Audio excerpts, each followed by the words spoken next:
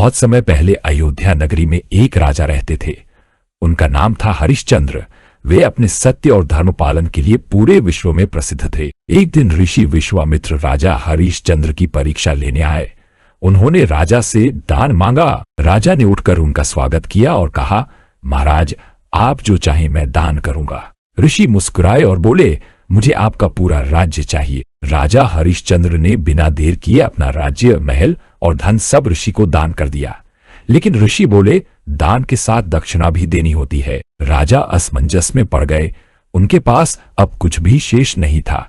ऋषि ने आदेश दिया, दक्षिणा चुकाने के लिए वाराणसी जाओ और मेहनत करो। राजा हरिश्चंद्र अपनी पत्नी तारामती और पुत्र रोहिताश्व के साथ पैदल वाराणसी की ओर निकल पड़े। कभी सोने के महलों में रहने वाले अब धूल भरे रास्तों पर चल रहे थे। लेकिन राजा का संकल्प अडिग था।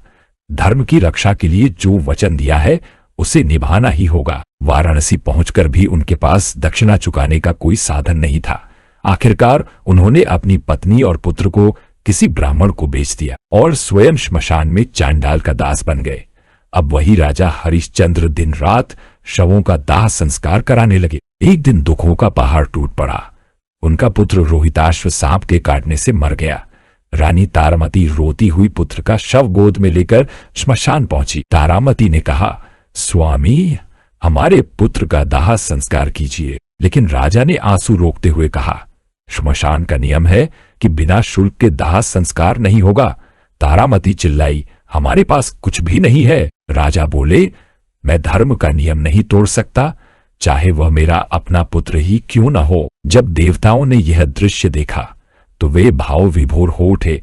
ऋषि विश्वामित्र प्रकट हुए और बोले, राजन, आपने हर परीक्षा में सत्य और धर्म का साथ दिया। उसी समय भगवान विष्णु भी प्रकट हुए और बोले, सत्य की विजय होती है, तुम्हारे पुत्र को जीवन मिलेगा। भगवान विष्णु के आशीर्वाद से रोहिताश्व जीवित हो उठा।